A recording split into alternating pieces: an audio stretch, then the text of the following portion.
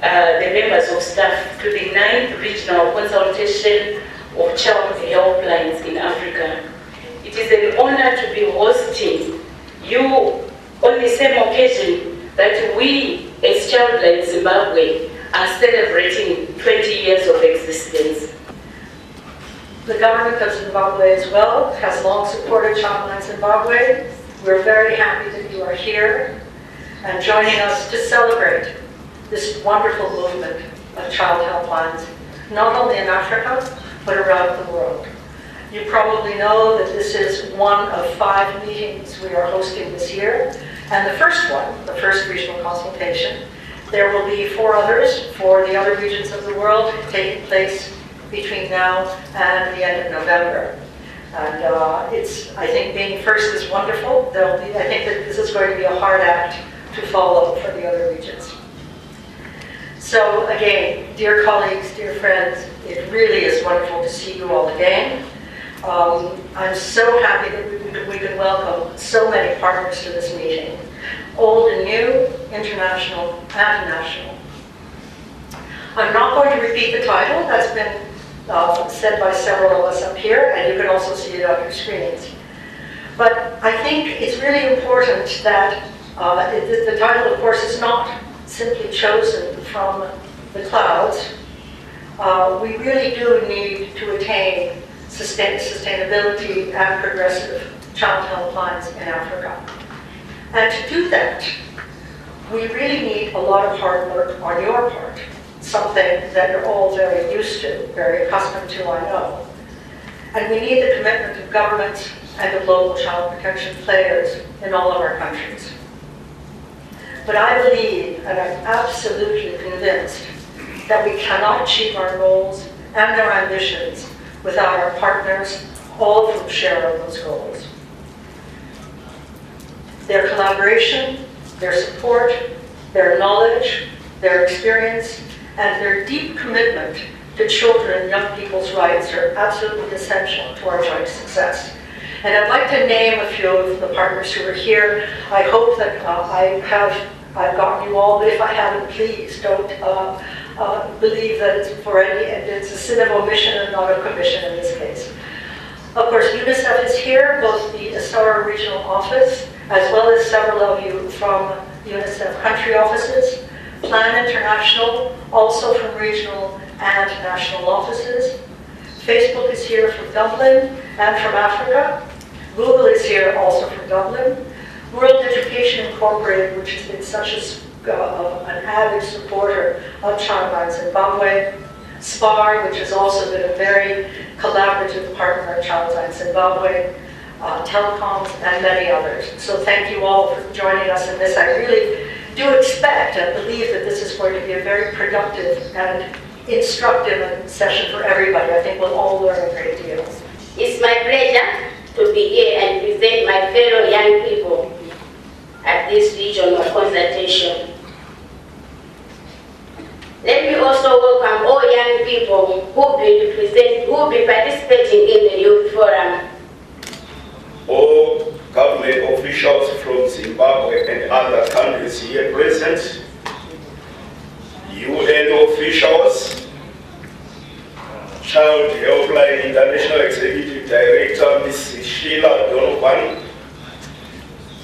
African Union representatives, Child Helplines International, representative for Africa, Stella Motsi, Childline Zimbabwe Board Chairperson, Ms. Mutunu, telecommunications regulators and service providers, Child Helpline Africa here present, Child Helpline partners, donors, friends, and corporate. It is my honor and privilege on behalf of the Zimbabwean government to welcome you all to the 9th Regional Consultation of Child Helplines in Africa, being hosted jointly by Childline Zimbabwe and Child Helplines International.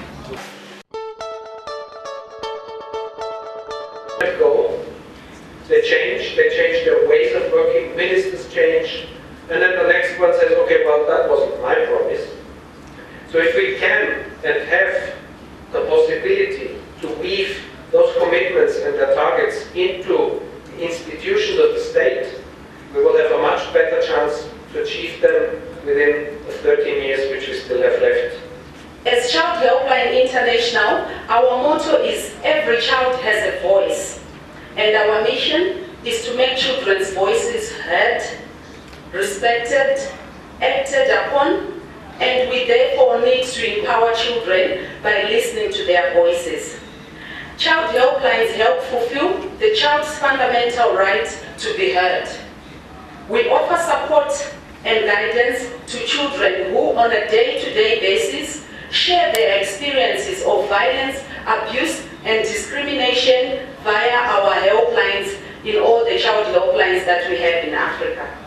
The African Children's Charter, supervised by the African Children's Committee, provides an effective continental framework for advancing children's rights.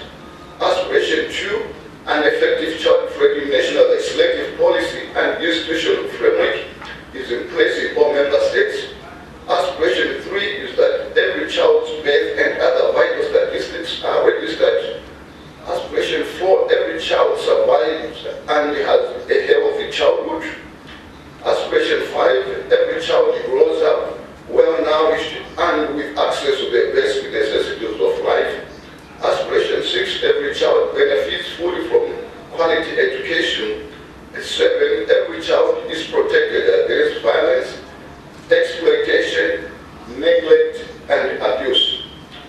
8, children benefit from a child-sensitive criminal justice system. 9, every child is free from the impact of armed conflicts and other disasters or emergency situations. And in 10, African children's views matter.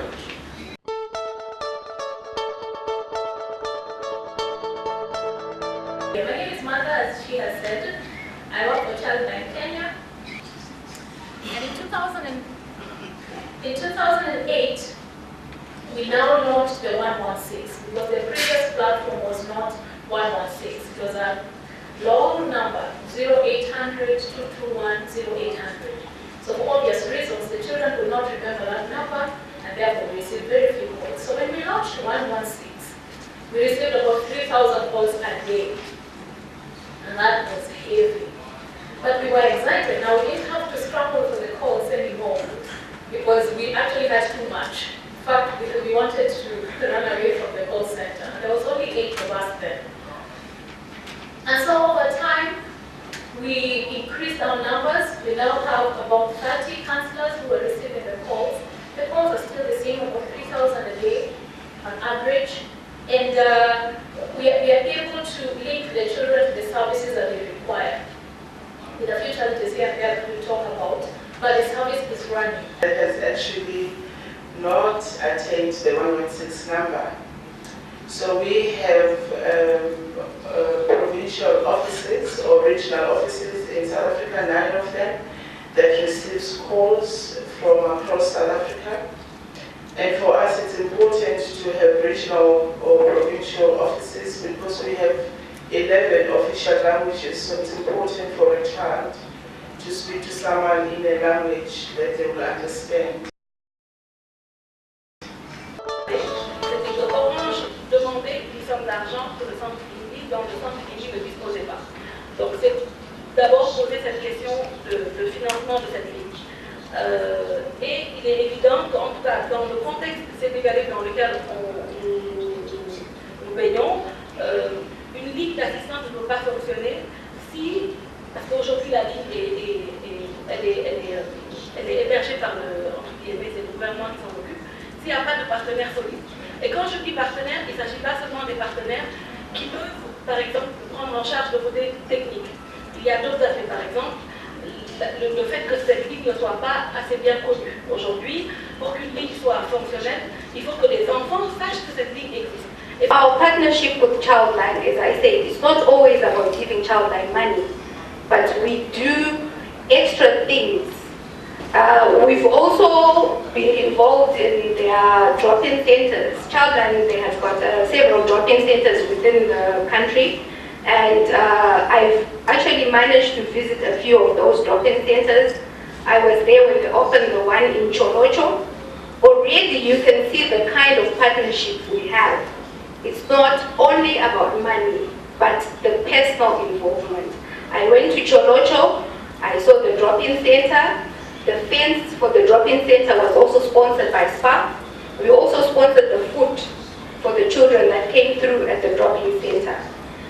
We also have monthly vouchers that we give to Childline, and there is also a monthly amount that we also give to Childline. À intégrer en leur sein. Donc il faut impérativement cette ligne parce qu'il y a beaucoup de divagations de toutes parts. Donc il est impératif aujourd'hui que l'État du Cameroun prenne véritablement en main l'avenir de ses enfants. Donc ce que je peux dire au sortir de cette consultation, c'est que je voudrais rentrer avec beaucoup de contacts pour rester en contact permanent, je vais me répéter comme ça, pour rester en contact permanent avec vous tous qui avez déjà implémenté ce dispositif dans vos différents pays. Ça nous permettra d'aller vite. Je voudrais saluer donc la collaboration puisque nous parlons de l'importance du partenariat pour la durabilité des lignes d'assistance aux enfants. Je voudrais saluer le partenariat très fort, très solide avec Plan International Cameroun qui nous a d'ailleurs permis de prendre part aux présents travaux. Et comme je ne voudrais pas être juge et partie en même temps, je voudrais laisser la parole au partenaire Plan Cameroun d'apprécier librement la nature du partenariat entre le gouvernement et Plan Cameroun. Je vous remercie, Madame la Modératrice. Okay, thank you, Nibel. So Mr. Nibel just presented the support they received from Plan International. And now I want to emphasize on the lessons learned from the partnership, a sort of what works well, what is to improve, and what we need to do. So in terms of what works well, I would say we have an MOU with the Ministry of Women's Affairs and Empowerment, and of Women's Empowerment and the Family, and especially with the division or the department where he works. They are just like colleagues to us. We can call them at any time. They are very accessible. Thanks to that MOU, they are really in line for the budget that is submitted to the government. But now they don't know will it be validated, will it not be validated. But we have at least that commitment from the government, which presented it in their budget line for FY18. 20 years ago, a group of women, I don't know how other child helplines are started in other countries, but 20 years ago, a group of professional women who are called Soroptimis, I don't know if you have heard about them, came together, and we had this president who had a vision. She was from the UK, so she decided that her project for that year was going to be to start up Childline. So we said, what is Childline? Because we didn't have Childline in Zimbabwe. I've got Passion here because she was part of that group of women, and I was part of that group of women. So the two of us are still with Childline. So they decided, and we are still Soroptimis, and we are the founding members of the team that started Childline. So this group of women, the lady, Dr. Rob, decided she was going to have a project, and this project was going to be called A Childline in Zimbabwe. We borrow very heavily from the South African experience, and we borrowed very heavily from the UK experience. So we sat around. I don't know whether the government representative is still here. 961 was the number. We have forgotten, but that's how Childline came into being.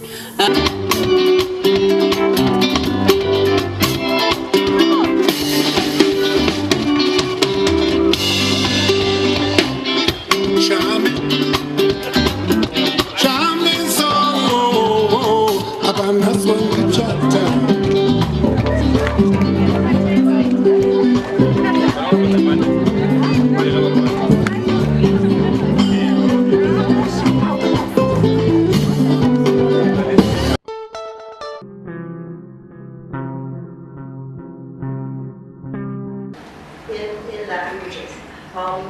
This is an agreement and a project that has been under discussion for quite a long time, and I'm so happy that we are signing this today and to be working once again with our wonderful partner, UNICEF. Good morning, colleagues. This is definitely a moment that I've been waiting for as well. Very excited. I'm going to try and not replicate what Sheila has already said, but it's really a huge pleasure to have reached this. We have worked on this for quite some time, like Sheila said, and it's been in the pipeline for, even with my predecessor. Unfortunately, my regional director, Leila Pakala, and my regional advisor for child protection, Jean-François Bass, were not able to be here today, but we thought it would be a good opportunity just to celebrate this important moment. Child Helpline International obviously is a very close partner to us at the national levels. We all hear, I think the fact that there are so many, both UNICEF colleagues and Child Helpline International colleagues working together. And we've seen throughout the different presentations and also today the good partnership that is going on at the